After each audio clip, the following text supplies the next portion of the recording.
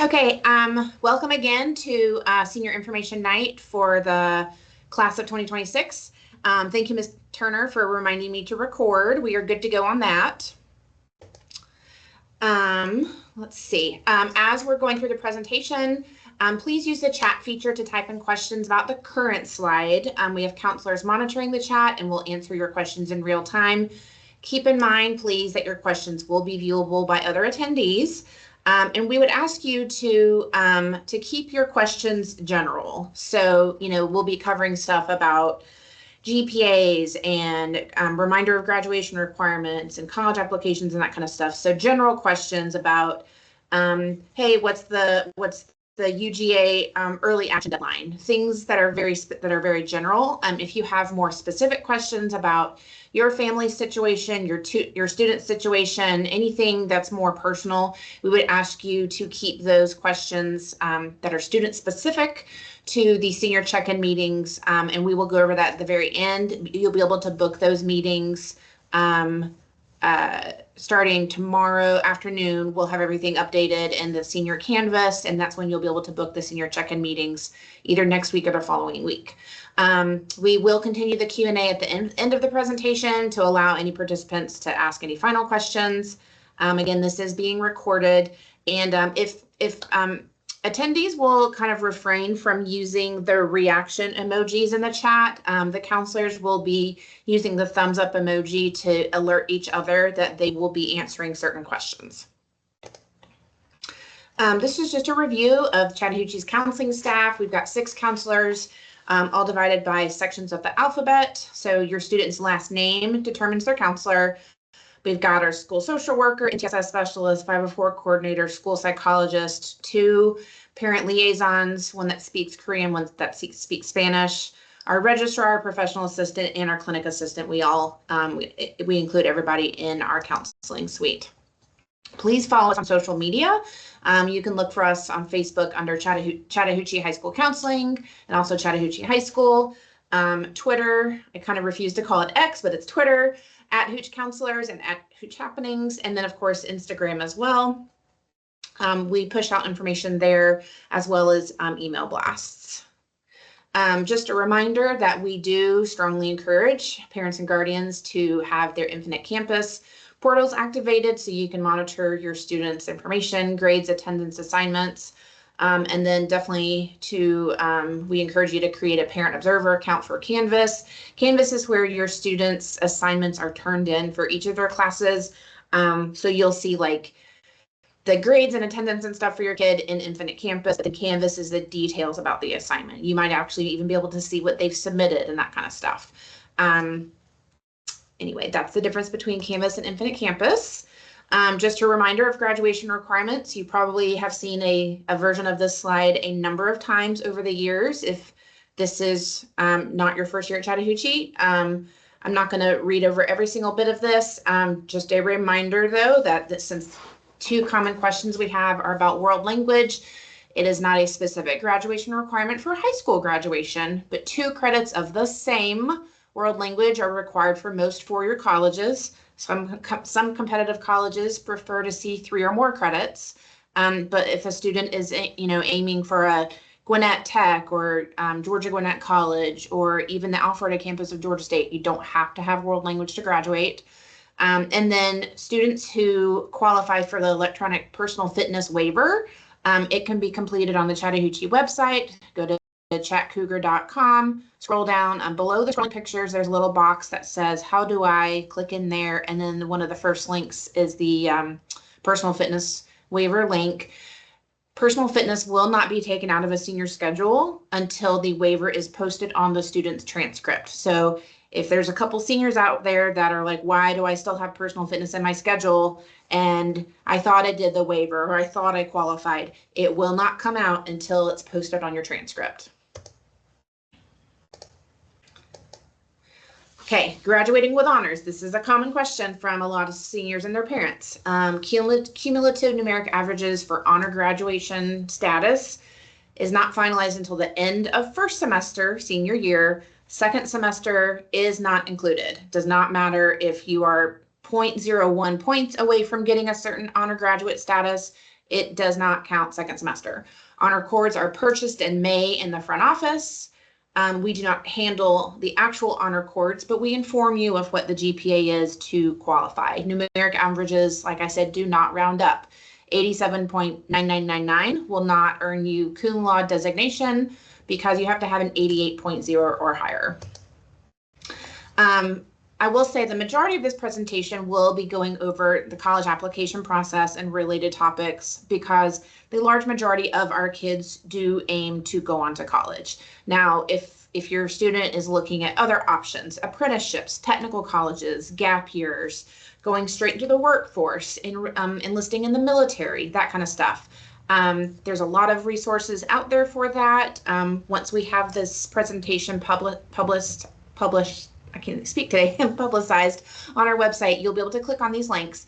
And then also, if your student fits in any of those categories or completely just has no idea what they want to do in the future, please, please, please make sure your student books a senior check-in meeting with their counselor. That is when they will be able to go into more detail about what the next steps for them are. Okay, so heading on to applying to college. There's a lot of things that can make a complete file. Think of the college admissions file as electronic. It's where all the electronic documents are stored in the college's system. Of course, you have to have the application. You have to have the application fee or the fee waiver. We'll go into that a little bit later. You do have to have the official transcript sent. There's a couple different ways that goes depending on what college you're applying to. And then there's the optional things, if required by the college. So if a college requires official test scores, there are some still that do not require test score. Teacher recommendation may or may not be needed. School report may or may not be needed, and the council recommendation may or may not be needed. Those we'll go into a little bit of those in just a few minutes, but those are just the pieces that are common for an application file. Getting your initial documents. So on the left side under application platforms, Common Application is a very common way that students are applying to college because it's a streamlined way of doing so. They complete their demographic or their profile piece one time, and then they can use it to apply to a number of schools. Georgia Futures is one of the websites where a lot of colleges in Georgia, they essentially send their applications through there. The Common Black College application is an often used one as well. And then direct to institution. And when I say that, that means the application is submitted directly through the college website, not through an outside source, like one of the ones I mentioned above. So Gwinnett Tech, for an example, that is a direct to institution. You go to the Gwinnett Tech website, you go straight to their application. Test scores must be requested by the student through either College Board for SAT scores or ACT through ACT scores. We do not have access to send them for students. We don't have access to obtain them, anything along those lines. So I would definitely suggest y'all getting on top of that earlier than later. And then, of course, any student who is intending on playing a sport for a college in the future, you either go through NCAA Eligibility Center or NAIA, depending on what organization the school is associated with. For those student athletes, you do have to register on those websites. Ms. Hagan in the main office, she's our athletic bookkeeper, but also she handles athletic transcripts. She would be the one to handle sending those transcripts through those websites. I believe she does have a process for you or a parent to sign off on, releasing those documents. Be sure to, review the NCAA or NAIA requirements for eligibility. Those could be different than high school graduation requirements. And it's the students and families' responsibility to ensure you're meeting those. And then, of course, any questions about that, you can reach out to Coach Short, our athletic director. Okay, so tips for college applications. Of course, be sure to select undergraduate application. There's been a couple times in the past where students have selected graduate degree or a special program. Just search for undergraduate application. Colleges are going to have application checklists on their admissions websites. Please, please, please use those. And then, of course, sending official test scores directly from the testing agency if required. Students should only use a personal email address when creating accounts. Be sure to use an appropriate email address because colleges will see what you use. Of course, use the numeric GPA that's on your transcript. You can download that from both the student and the parent portals at Infinite Campus. It's under the Documents tab. And then when you're making accounts or setting up various portals, write everything down, save it in your phone or your notes app in your phone, wherever it is, because you don't want to have started an application and then need to finish it later and you can't remember how to get in. The other piece that I need to tell you, because this happens, and I don't have it on screen, students should be doing the applications. Parents, do not do the applications to college for your student. By all means, you are welcome to sit right next to your kid through the entire process and make sure they're doing all the things. But please do not set up the accounts for them, apply for them, enter information for them, or any of that. Every year we have a college or two that reaches out and says, why does this student's birthday year listed as 1979 and not, 2009 or what would be a normal for one of our seniors? And then we have to go back, and that's unfortunately a parent who's created the account. Or there's a social security number that doesn't match up with the student. Well, it's the parent's social security number. So please, please, please, I beg you, let your student own this process. But by all means, like I said, sit with them. That is absolutely fine.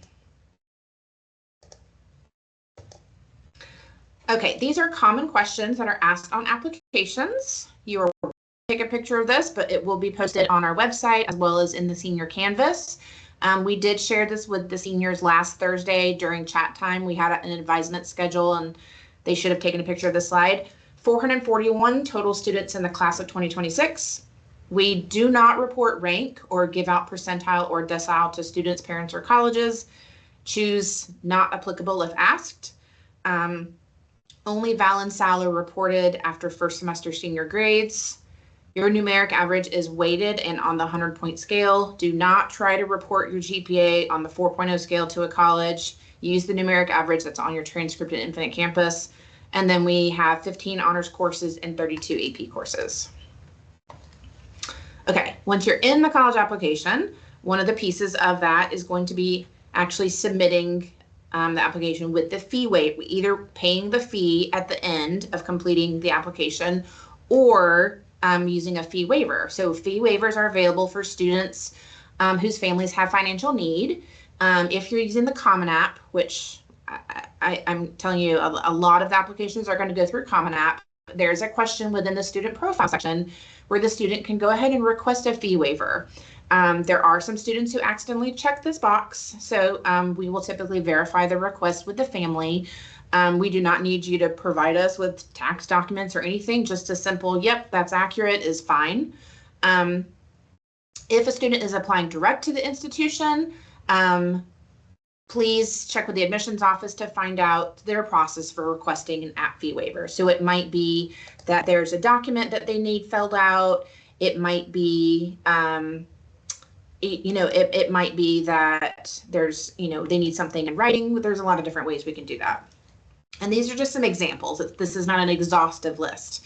You're enrolled in or eligible to participate in the free or reduced price lunch program. You are eligible to receive or have already received an SAT or ACT fee waiver, or you'll be eligible for the Pell Grant. Okay. In addition to free waivers due to financial need, there are often free application months and codes. So typically in November and in March, the state of Georgia kind of hosts a free month, a month of free applications for in-state colleges. Most colleges do participate. Usually the only colleges that don't participate are those like a UGA, Georgia Tech, Georgia College, usually those that I think the state official wording is more students apply than they can even, more students apply and meet their minimum requirements than they are able to admit. But then even in addition to that, many colleges give out free waiver codes to use at different times during the year. So If there's a specific school that you're interested in applying to, it couldn't hurt for you to go ahead and just get on their email distribution list. Sometimes that's how they send that information out. Okay, your initial transcript request, if you are going through Common App, once you add your school counselor, they will automatically send your initial transcript. There's not a separate request process or form or anything along those lines. Outside of that, you have to make the request through script order. So there's specific directions. If you're under 18, a parent must upload a copy of their ID. If you are already over 18, the student must upload a copy of their ID. You do have email, confirmation once it's been requested, but that's the script order process. There's a couple different situations. Unweighted transcripts. UGA specifically asks Fulton County students to upload an unofficial, unweighted transcript to their applicant portal after they apply through Common App. So UGA's directions that we've received recently say, once the student applies on Common App, UGA will send the student information in an email that they have to follow. So students, you'll download your unofficial, unweighted transcript from the Documents tab in Infinite Campus and then upload it to UGA's portal. If any student wants your unweighted transcript sent to any other colleges, there is a choice form that will be available in the senior Canvas, and you have to complete it and submit it to Ms. Movia in the counseling office.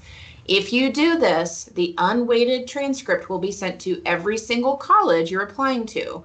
So be absolutely certain you want to choose this option.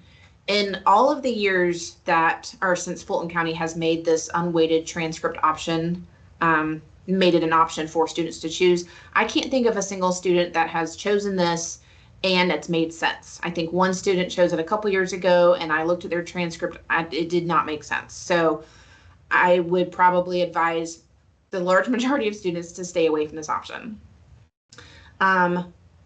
Common App mid-year report. So there are some schools in Common App that require mid-year report. And when I say mid-year report, that's first semester grades. They want to see students who they've already accepted at the early action deadline. They want to make sure that your grades have stayed on course.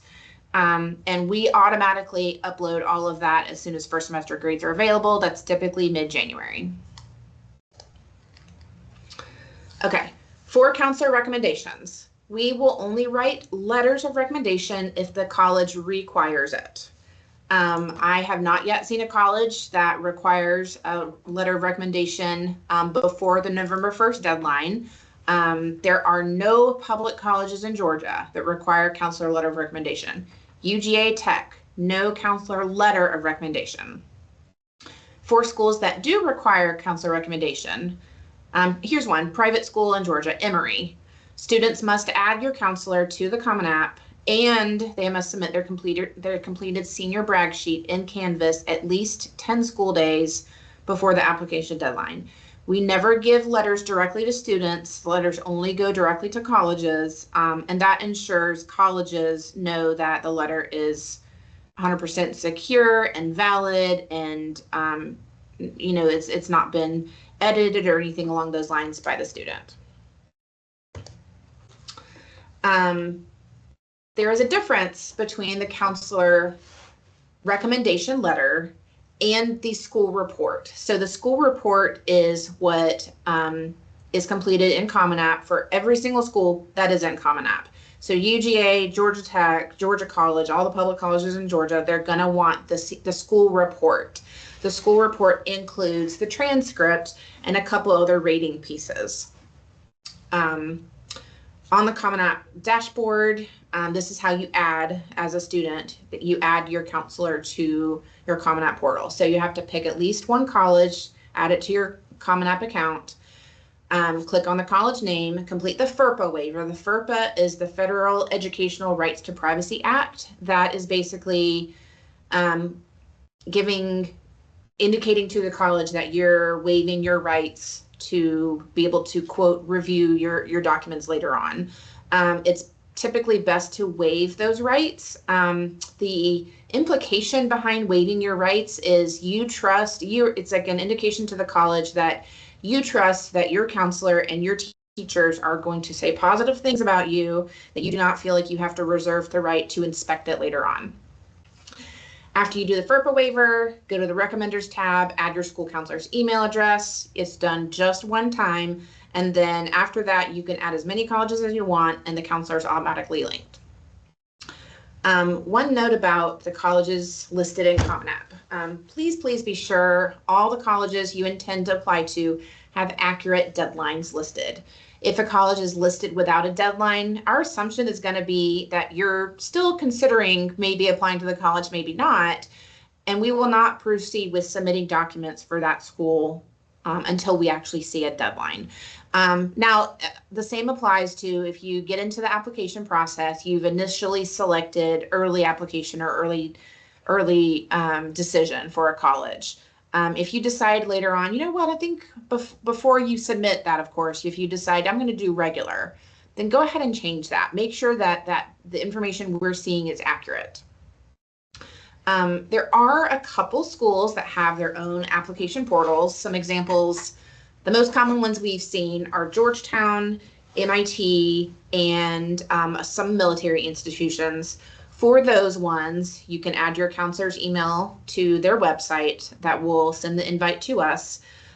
Please be sure you're entering our emails correctly. So make sure our last names are spelled correctly, make sure the initials or numbers that go along with the beginning part of the email are accurate. Make sure you enter Fulton Schools with an S at the end of school.org. There's a lot of times that kids swear they've done it correctly, and then looking at it, we're like, oh, you forgot the S at the end of Fulton Schools. So just make sure our emails are entered correctly so we receive the request.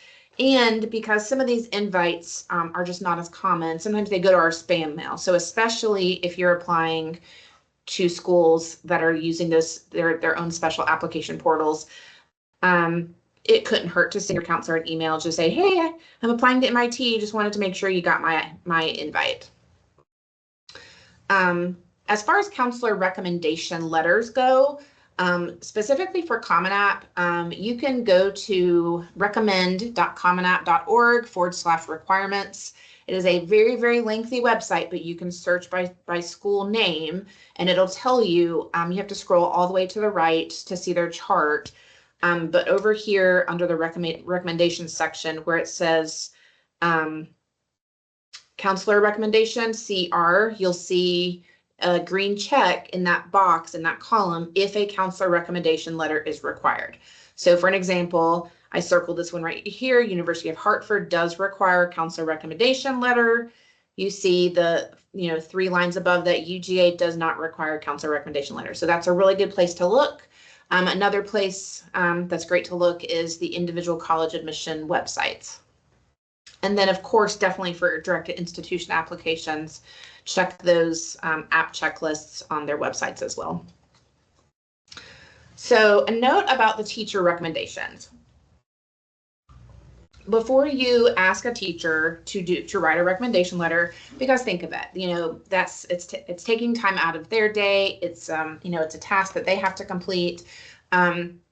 You wouldn't want a teacher to tell you you have to do all this homework and then later on them tell you, oh, never mind, I didn't really need it. So definitely first find out if it's required by your college. If you do find out it's required, then definitely ask nicely and with plenty of advance notice. That link right there, you'll be able to click on that when we publish this. There's a great resource on how to ask there. If for some reason the teacher has already committed to several students, it's possible they might ask you to find another teacher. Colleges typically do want letters from an academic subject area teacher. So those would be English, math, science, social studies, world language. They're probably not going to want a rec letter from your coach or your PE teacher or things along those lines. Every college will tell a student how many are required, how many are optional, and if none are required. If a college does not accept recommendations, they won't even there's not even going to be a way for you to send them. For each and every college in Common App, this is unlike the counselor process.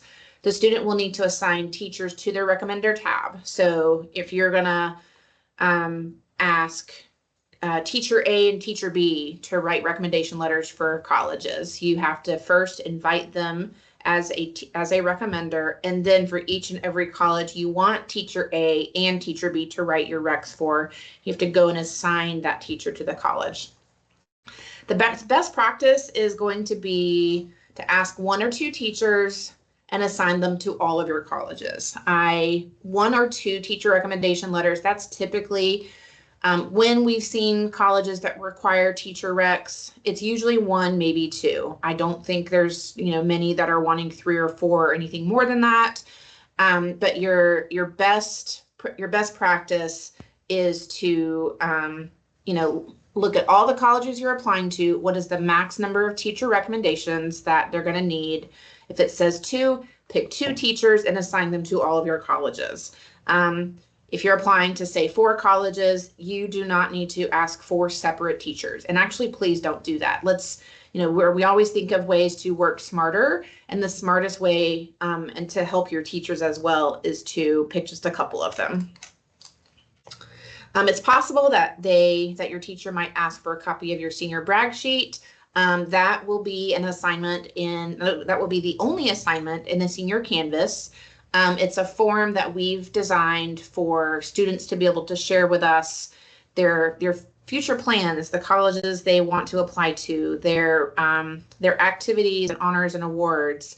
And then there's some kind of short answer questions on the senior brag sheet. That's for us to have even more information that we can use to write your letter of recommendation if it's needed for a college.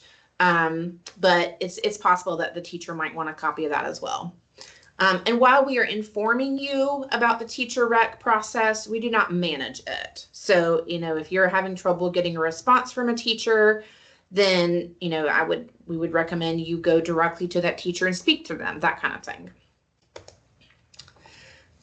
This is a very important slide. This is about deadlines for college applications and how they interact with school holidays. We require at least 10 school days to process transcript requests, school report requests, recommendation letter requests. So just looking at the most popular application deadlines for the October 15th deadline. October 15th deadline is UGA's early action deadline. I believe also Georgia Tech's. You have to submit those requests no later than September 26th, because you got to keep in mind those weekends, those holidays. November 1st deadline, requests have to come to us by October 10th. Keep that in mind because there's that whole week that you're going to have off in October. December 1st deadline, got to keep in mind Thanksgiving break. Submit your request no later than November 7th. And deadline in early January, this goes through, January 7th, 8th. You got to submit your requests to us no later than December 5th, because when y'all are off for winter break, we are also off. So just reminders of UGA's regular admission deadline is January 1st. Georgia Tech's regular admission deadline is January 5th. So again, teacher work days, weekends, holidays, breaks, none of those count as school days. When you are off, we are also off. So as far as the application process goes, there are some schools that are looking, I kind of call it the straight numbers. So they're looking at your GPA and your test scores if needed. Sometimes they might be looking at, rigor of courses. And there's going to be other colleges that are looking at the more subjective factors. So application essays, rec letters, extracurricular activities, leadership roles, resumes, interviews, portfolios. Portfolios is probably going to apply more to, the fine arts programs. Demonstrated interests, just the more holistic or subjective factors. The common data set, this link over here on the left, that's a lot of data and metrics in a common format, and that's just a great way to compare information across institutions. This is I love this graphic. This is a easy way to understand the different types of admission options. So regular decision rolling admission, early action. None of those are binding. It's all about when you submit the application and then when you find out. So there's no restriction on applying to other institutions under any of those plans. And usually with regular decision and early action, there is going to be a clearly stated notification date that you'll receive an acceptance or denial or a deferral. Rolling admission is usually as soon as your application file is completed, within probably a couple weeks or so, you'll get a response. The more restrictive action plans are going to be early decision and restrictive early action.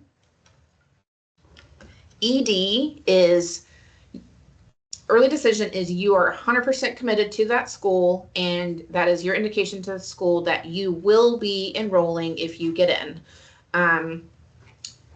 Restrictive early action is also, this is, you prefer this institution if you receive a decision early, but you are not committed. So it's early decision is binding, restrictive early action is non-binding.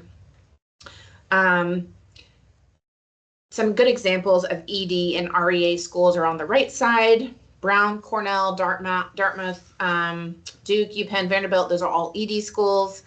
REA, good examples are Boston College, Princeton, Harvard, Yale, and Stanford. You can only apply to one ED school or one REA school. And the difference is, these schools understand that some students, they don't want to be 100% stuck, essentially, if they get in. So those are the schools that choose to offer restrictive early action. But schools that have ED that are binding, those are the ones that they really, really, really want to know that you are coming and that they want you to go ahead and commit to it. And then the additional piece is under restrictive early action, you cannot apply early action to other private schools. So just be sure when you're applying to these, to these restrictive early action or early decision schools, fully read all of the conditions. You as a student are responsible for determining and following the restrictions.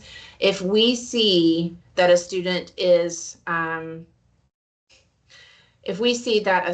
applying, has two schools listed as ED, or one school listed as ED and another school listed as REA, and they're both the same deadline, then we are going to be reaching out to you and letting you know.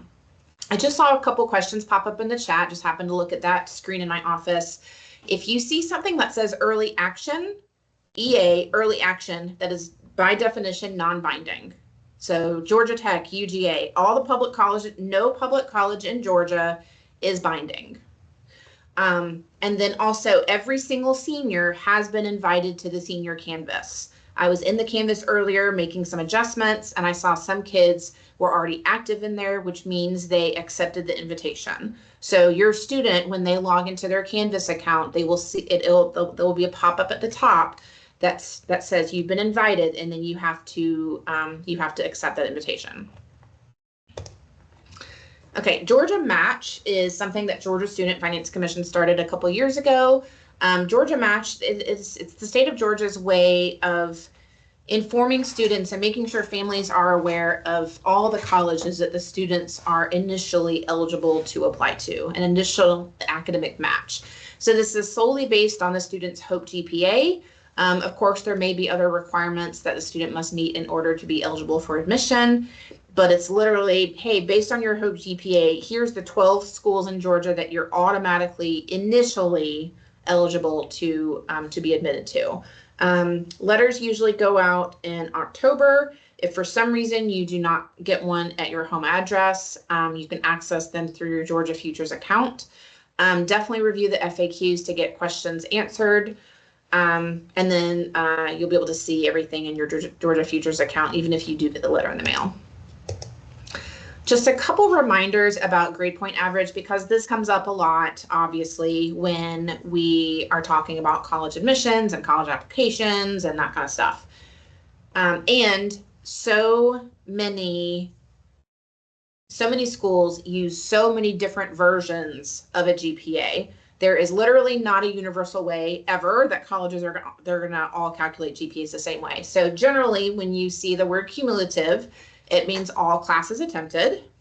When you see the words academic or core, that's typically only certain subject areas, usually only English, math, science, social studies, some career tech classes, and it could even include high school classes taken in middle school. Weighted GPA is going to include honors points earned in honors, AP, or dual enrollment classes. Unweighted is going to exclude honors points. So it could even be with an unweighted GPA that a college will take the student's transcript from Chattahoochee and remove any honors points. And then the Hope Zell-Miller GPA that I'll go over in just a little bit, it only includes academic classes plus just a certain couple career tech classes, only those taken in high school, and is reweighted. So the next slide goes over that a little bit. And like I said, there's not a universal way that colleges calculate GPs for admissions. We definitely suggest students look at the college admissions websites. If that's not clear, reach out to the admissions offices and ask what is included in the GPA that they calculate for you to be considered for admissions. And just a reminder, as always, there is no way to convert your Fulton County GPA on their 100-point scale directly to the 4.0 scale. You must convert each individual grade on your transcript to the 4.0 scale and then calculate the average of those individual grades. And my perfect example of this is, say you've got student A and student B, and they both have a perfect 90.0 GPA on their high school transcript. A 90 numeric average could quite literally be half 89s and half 91s on that student's transcript through all of high school. So think of that as student A. Student A has half 89s and half 91s. And then student B has all 90s, straight 90s down their transcript. Student A with half 89s, that's going to be half Bs, and half 91s, that's half As. So if you have a GPA that's half A's and half B's, that's actually going to be a 3.5 GPA, where student B that has all 90s, and a 90 is an A, so that student is going to have a 4.0 GPA. So perfect example of how you cannot convert directly. So don't be misled by your GPA on your high school transcript. And also remember that your high school transcript includes your elective classes, your weight training, your general PE, your intro to art, your band and orchestra and chorus. And many colleges do not include those. So that's why we always direct you to the actual source, the college admissions websites. This is just a comparison of how the Fulton County numeric average works differently than the Hope or Zell-Miller GPA. Like I said, 100-point scale for Fulton County and Chattahoochee. Hope and Zell-Miller, they use the 4.0 scale. Our numeric average includes everything that a student has taken in high school. They include even failed classes that have been retaken. This includes also high school classes taken in middle school, your academic classes, and your elective classes. So every single thing is included in your 100-point scale. On your Hope and Zell-Miller GPA, it's only your academic or core courses taken in high school. And again, it's including any failed classes that have been retaken. It does include academic electives, so yearbook, newspaper, peer leadership, sociology, if you've been in a math support class, some career tech classes. Examples are Essentials of Healthcare and AP Comp Sci Principles and AP Comp Sci A. Fulton County numeric average is definitely weighted.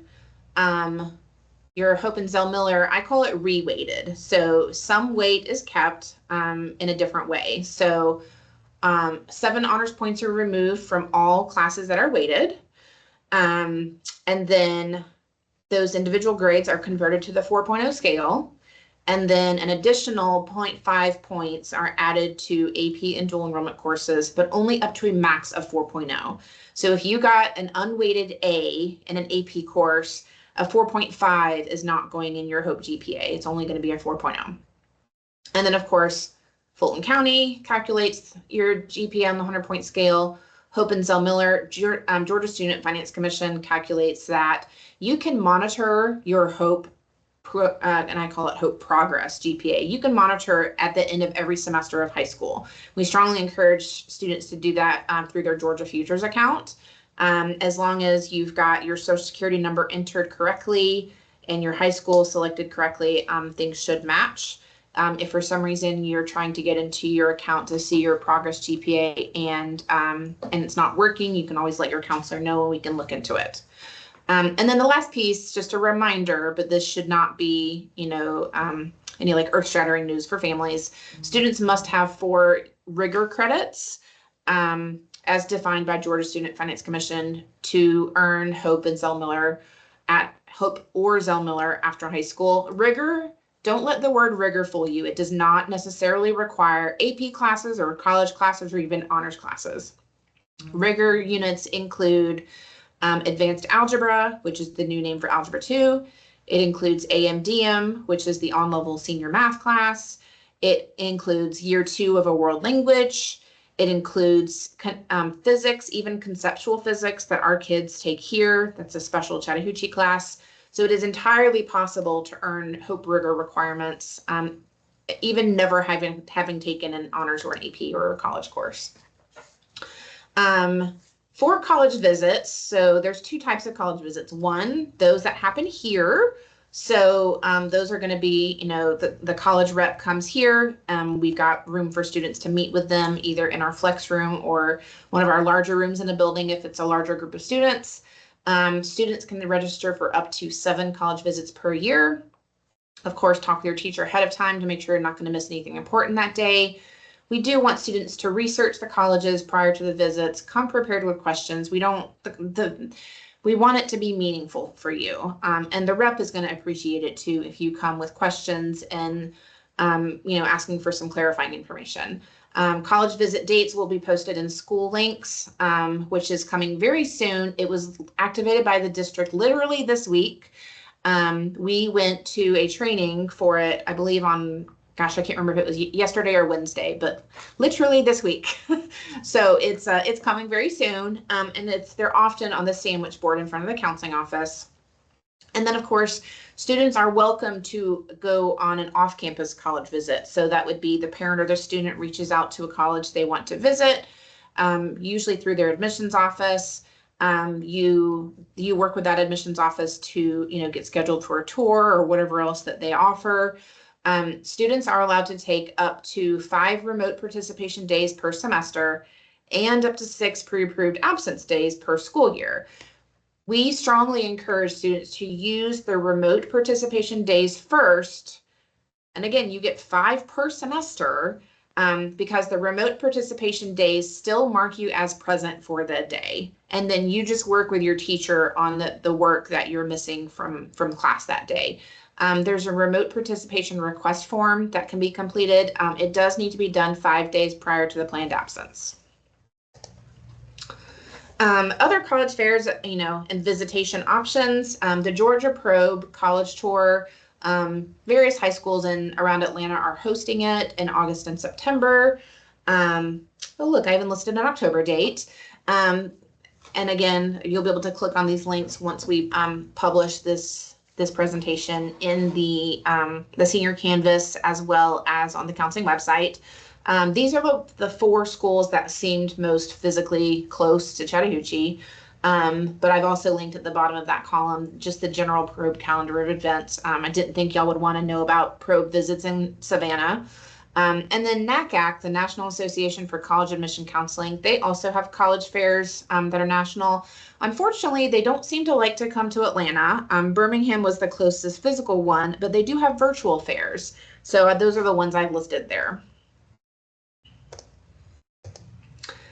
We're going to do a very brief piece of, paying for college. We will be having a more in-depth financial aid night later this semester. We usually try to coordinate with either someone from Georgia Student Finance Commission or a local college's financial aid representative. But just a brief version of this is FAFSA that's the free application for federal student aid, FAFSA. It is scheduled to open on October 1st this year. It is a free application. So if you happen to go to a slightly different website, other than studentaid.gov that tries to charge you for the application, you're on the wrong website. This is the application that students fill out to be considered for federal financial aid. And then, of course, there's going to be some documents that you as a family will have to collect to be most prepared. So Social Security numbers for parents, you're probably going to have tax returns. If you are in a blended family or a divorced family, records of child support received, you might be asked for balances in your different checking and savings account, all that kind of stuff. So do not mail anything unless you're instructed to do so, but these are the examples of types of documents you're going to be asked for. First, fill out a studentaid.gov account. Anyone who's required to provide info is going to need their own account. So it could be, if we have separated parents or divorced parents, then both parents are going to need their own account. It's best to get those set up before you start the FAFSA form. Students are allowed to list up to 20 colleges to receive your information, but the order does not matter. So don't feel like you have to list your #1 school as the first school. Definitely check the college financial aid web pages for each of your colleges for anything specific to their process. Some schools require the CSS profile in addition to the FAFSA. And why can I not remember offhand what CSS stands for? It is a form, I believe, that's completed through College Board, but it's just an additional financial aid document. Definitely utilize the net price calculator that should be available on all college financial aid websites. And while I'm talking about the net price calculator, my recommendation for all families is do work through the net price calculator for every college you or your student is considering before applying. I've had a couple instances in some recent years where families have allowed their kids to apply to a school and then found that, oh my goodness, Tulane is so expensive and way beyond what we expected to pay for, and I don't know how to tell my kid that we can't go there now. So please use the net price calculator both as part of the financial aid process, but also ahead of time, so you know what you're expecting, what you should be expected to be paying for. And again, we will be hosting a financial aid night later this semester. There are lots of scholarships out there. I want to say we had a financial aid rep come and present to us some years ago, and I want to say they had a pie graph chart that showed the largest percentage of financial aid or scholarship money, scholarship money comes from the individual institutions. So if you're thinking about the big pot of money that exists in the country related to helping families pay for college on a scholarship basis, not aid or loan basis, the large portion is going to be directly from colleges. Those would be institutional scholarships. It might be based on academics. It might be based on athletic ability. There's a lot of different reasons. Local scholarships are going to be more local organizations. So those might be, if a parent works for a large corporation, there might be employer sponsored scholarships. If you're a member of a local bank, if your student is in the Boy Scouts or the Girl Scouts, part of a church group, service organizations, all of those, they might have scholarships that are available for application. National scholarships are going to be more, of course, because they're national, they're going to be a lot more competitive. A lot more students are going to be eligible to apply. But then, of course, because they're national, there's probably going to be larger awards. So, Coca-Cola scholarships, Gates Foundation, Hispanic Scholarship Fund. There's a couple of those out there. And then this is the Academic Common Market. That's kind of, I don't really know how to describe it the way I'm wanting to right now, but it's basically, it's an agreement between about 14 states kind of in the Southeast, and it allows students to attend another state's school for the rate of in-state tuition if a public school in their home state doesn't offer the degree you wish to pursue. So some years ago, I had a student who really wanted to go to South Carolina, wanted to go eventually to med school. So of course, those of y'all who might have students thinking of med school in the future, you probably already know you don't necessarily have to have an undergrad degree that is called technically pre-med. It's really just completing certain science and math and prerequisite courses. So the degree the student that I'm thinking of the title of the degree didn't matter so much. It was more, like I said, those prereq classes. He found that South Carolina existed or had an offering under the Academic Common Market for cardiology technology. So that was going to be his bachelor's degree. So definitely look at the Academic Common Market. Of course, there are, some certain steps you have to follow, documentation you have to submit, all that kind of stuff. But definitely that's one resource that I don't want y'all to sleep on.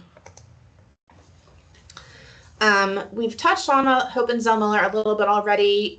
Transcripts showing summer grades will be uploaded in Georgia Futures in mid-September. If for some reason you do not see yours, please double check your Social Security number in your Georgia Futures profile. And a reminder again, only GSFC can calculate Hope or Zell Miller GPA. Hope and Zell are available to, Georgia residents who have demonstrated certain academic achievement. There are some initial eligibility requirements that have to do with citizenship or eligible non-citizens. You do need to apply for this before graduation. Either the FAFSA or the GSF app will enter a student into consideration. We do have families that choose to do the GSF app even along with the FAFSA, because maybe we just want to see with the FAFSA how much federal aid we might qualify for. But with the GSF app that goes through the Georgia Futures profile, if I'm correct, you only have to submit the application once, and then the student is considered, quote, applied for like the next 10 years. To qualify for the Hope Scholarship, this is probably a reminder of information. Graduate from high school with a 3.0 GPA, not rounded, 2.9999 won't get you there. And then you have to have the 4 rigor credits. Zell Miller, graduate from high school with a 3.7 rigor credits, and then earn also either a 1200 on the SAT or 25 composite on the ACT. The caveat of that is you have to earn those test scores in one sitting, so not super scored, and before graduating. The 25 composite on the ACT, there's a concordance guide published each year. So currently, as of, I believe, 2023, it's a 25. In some previous years, it's been a 26. But those are the requirements for Hope and Zell. And just a reminder, you cannot earn both Hope and Zell. Only one of those can be earned at the end of high school. I did not even include this on the slide. If a student happens to not earn Hope Scholarship when they come out of high school, you will have a chance to earn it once you're in college. Once you're in college and have completed 30 credit hours, which is about one regular school year of attendance, being a full-time student, if you have a 3.0 GPA at that point in time, you can apply for Hope. So I don't want students to think, oh, my only chance for Hope is graduating from high school. Unfortunately, you cannot earn Zell once you are in college. That is the only time that you cannot earn Zell. Georgia Futures, this is just a screenshot from their website, gafutures.org. This is just where you can find the basic eligibility and then the academic eligibility. Currently, the big financial piece of how much it pays, Zell Miller pays 100% of in-state tuition at a public school in Georgia. It does not, Zell pays 100%. Hope historically in prior years has paid a portion of tuition at public schools in Georgia, maybe around 80 to 85% of tuition. Under current state legislation, Hope is paying 100% of last year's cost of attendance, and Zell is paying 100% of this year's cost of attendance. However, notice I said under current legislation. So legislation could change really any time, and Hope could return to what it was before. Like I said, it typically was about 80 to 85% of tuition. And then another piece that, if a student is looking at going to a technical college or, pursuing a certificate or a diploma, not necessarily, a four-year degree, Hope and Zell Miller grants are awesome options. Full-time enrollment is not required for either option. For the Hope grant, no GPA is required coming out of high school, but at the certain checkpoints when you're in college, you have to have a 2.0 GPA, and it does cover a portion of students' tuition. It seems like it's maybe along the 80 to 85% line. Zell Miller grant, same thing, no specific GPA coming out of high school, but you do have to have a 3.5 GPA at the college at certain checkpoints. Zell Miller grant, I believe, covers 100% of tuition going forward as long as you're maintaining those checkpoint GPAs, and you will actually have the first term of enrollment paid retroactively if you have that 3.5 GPA at the end of the term. So again, Hope grant, Zell Miller grant, no specific GPA in high school is required for those. It's all about the GPA that you're earning when you're in the college. Okay, as we're wrapping up, we will be having a couple different college Q&A or application help sessions in the Media Center during all lunch periods. The first one is going to be September 30th, which is a Tuesday. And then that will be leading up to, of course, the October 15th application deadline. That's one of the heavier ones. And then October 21st is also a Tuesday, and that will be leading up to the early November or December deadlines. We are aiming to host an instant decision day in March. So that would be hopefully for the Alpharetta campus of Georgia State, Gwinnett Tech, Georgia Gwinnett College. Those are typically our more common colleges that we're able to get to come for an instant decision day. Once we get those details ironed out, we'll post it on the senior canvas. And then basically what's next, the senior canvas is active. If for some reason a senior is not seeing the canvas in their account, please, you might want to even refresh the page first. If the student has been in Canvas recently, all the seniors were invited to the Canvas account, based on our enrollment in Infinite Campus. So, but of course, we can fix if there's an error. The senior brag sheet will be posted in Canvas by the end of the day tomorrow. I was trying to load it the way I knew how before this meeting, but I'm going to need Miss Dayton or Miss Crocamp's assistance. She's our Canvas master within the building, and I need her help with getting that done. So our goal is to have it posted by the end of the day tomorrow. So if we have any students that want to get a head start on that over the Labor Day weekend coming up, they are welcome to. We will begin processing transcript recommendation requests after we come back from Labor Day weekend. And again, triple, quadruple check the email addresses you add to Common App for your counselor. And remember, we have 2 Turners in the counseling office. So if your last name is between A through CON, Miss Andrea Turner, A Turner, that's the email address you're going to want to enter. And if your last name is between GON through K, then Miss Laurel Turner is your counselor, L Turner. So you're going to want to enter her correct email address. Same goes for your teachers. You really want to make sure that the correct person is receiving the invite. Type it in, look at it, printed on our website, double check where you're entering it, just make sure it's the right thing. And then just know that seniors, you're responsible for keeping up with information posted in the senior canvas. A lot of times students will ask us questions throughout the school year, and our response to them is, have you checked your Canvas? We posted that 2 weeks ago. So parents, please help your kids keep up with the Canvas information as well. Would be even better if you are an observer in Canvas. And then we will be offering senior check-ins during the weeks of September 2nd, which is next Tuesday through the end of the week, and then September 8th that week. So September 2nd through 12th, senior check-ins will be available. The links will be shared in the senior canvas by the end of the day tomorrow. And again, be sure to book with the correct counselor based on your last name. This is not expected of every student. This is not required of every senior. This is just being made available for it. So for any senior who has questions, who has some clarification that they need, who maybe, you know, one of the first slides, if you really literally have no idea what you want to do next year, book that 10-minute senior check-in meeting. For these meetings, seniors will be expected to come to our office in person. Parents, you are welcome to join. If you wish to join for the meeting with your student, be sure to let them know when you are available, you know, what day and time. And then when the student is booking the meeting, they will be letting us know if, that's part of the booking process, they'll be letting us know if they want you to attend. And if so, we will send you a Teams invite link. So for a student who does want their parent to attend, with me, I would be sitting in my office with the student, and then the parent would join on Teams, and we would all have a great conversation.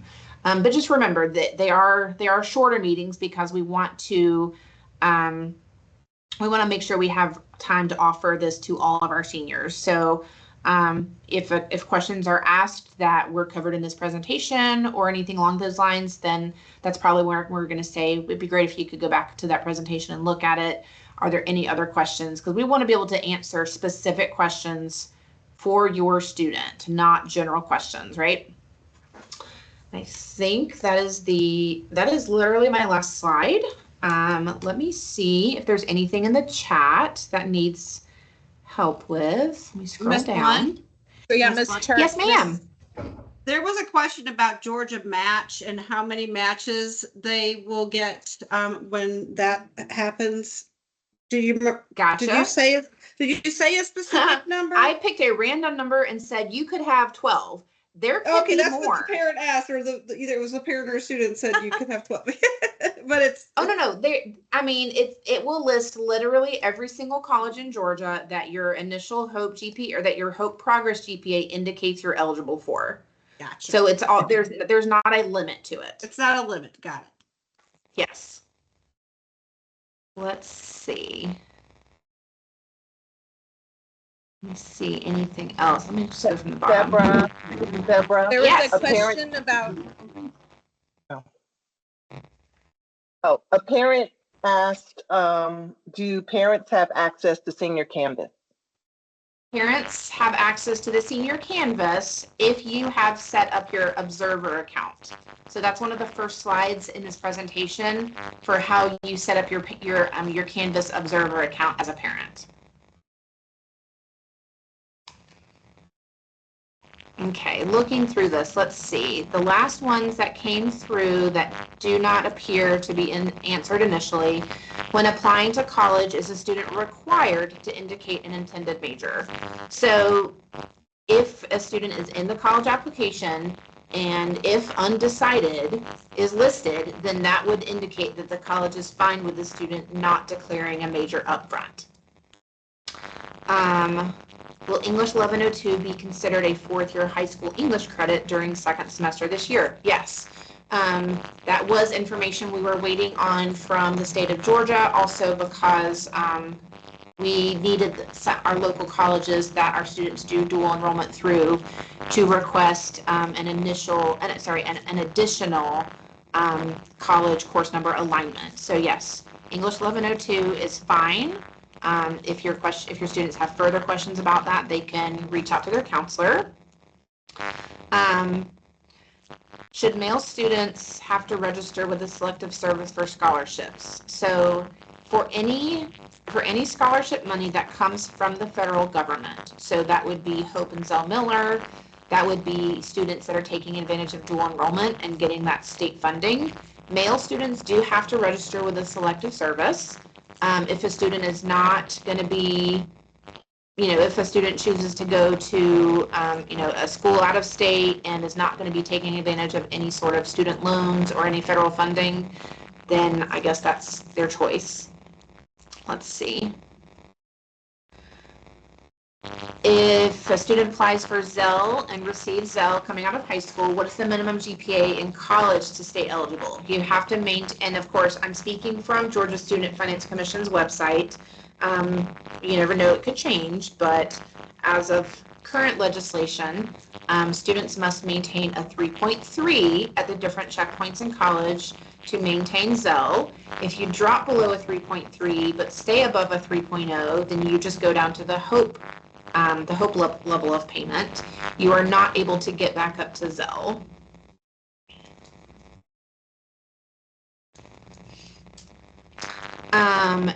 Question, is it okay that we submitted name of counselor who we've had for the last 3 years, although it just changed this year? So in alignment with how we've been handling things in our office, you need to, for anything, adding a counselor to Common App or requesting any documents or anything along those lines, you need to be adding your current counselor. To Ms. Turner's point, absolutely, 100%. If you Ms. Chilson, who is no longer at Chattahoochee, does not have access to information about our students in Infinite Campus. She has lost that access because she is no longer part of Chattahoochee. And same goes for, if your counselor has changed and is still a counselor that's in our building, you need to be listing the counselor based on your last name, as it's been divided up right now. Now, I will say, for those of us who, are still in the building, if your current counselor has questions, we can always answer them. But really, this is why the senior brag sheet is so important.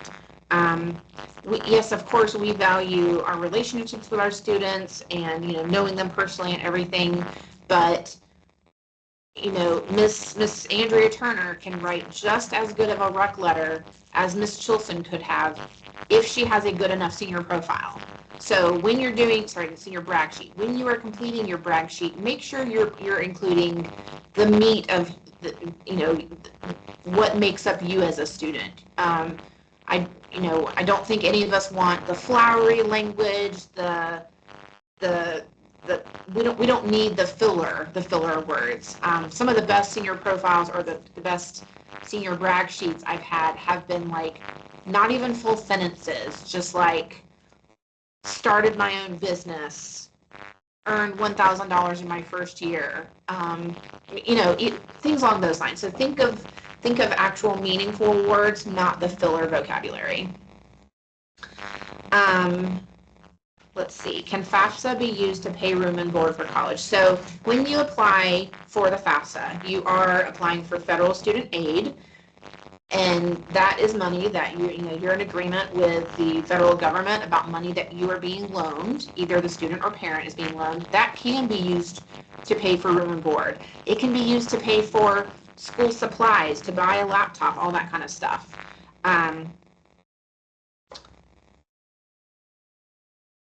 It is different with Hope and Zell. Hope and Zell will only go towards tuition and mandatory fees. There is nothing else that Hope and Zell will go for.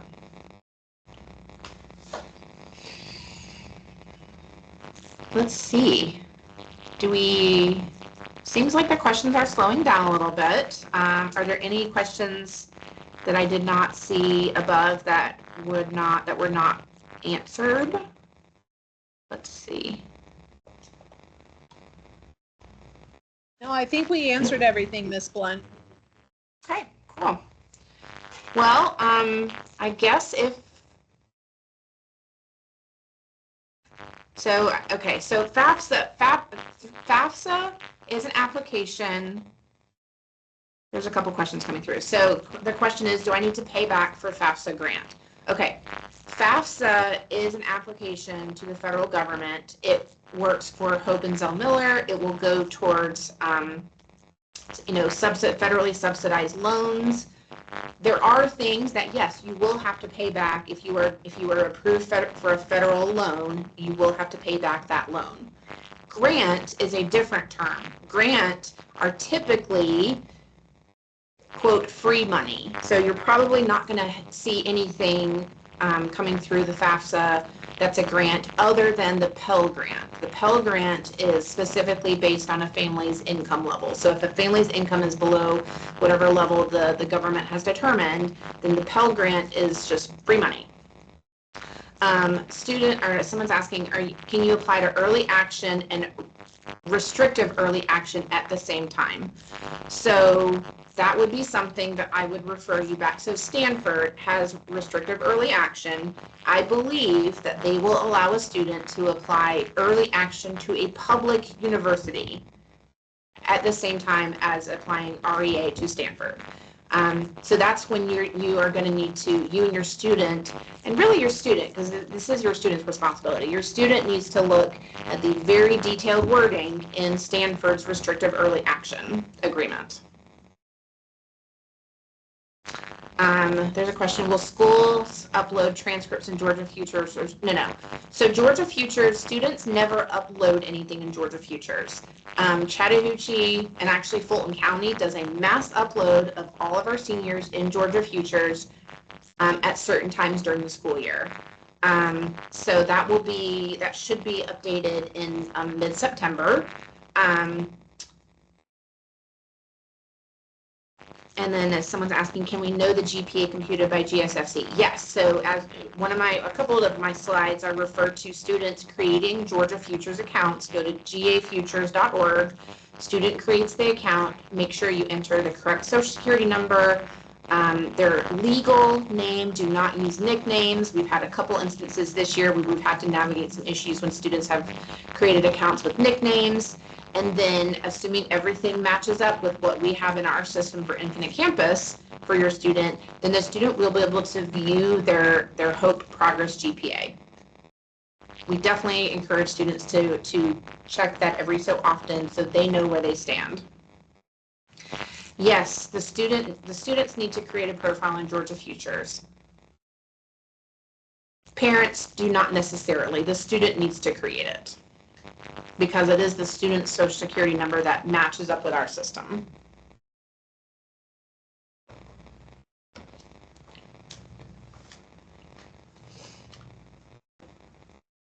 Okay, so I think right now I'm going to close out the meeting. Any remaining questions you have, please direct those to your student school counselor when you book, when the student books their senior check-in meeting. And again, the links to book your senior check-in meeting will be available in the senior canvas. Every senior should be able to view the class of 2026 senior portal in their Canvas account. When they log into Canvas, there should be a link at the top where they click accept, where they've been invited.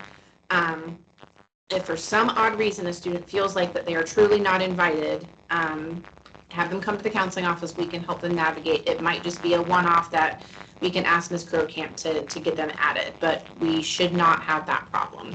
Anyway, thank y'all so much for attending. Thank you, Ms. Turner, for the reminder to stop recording, and hope y'all have a great Labor Day weekend. Bye, y'all.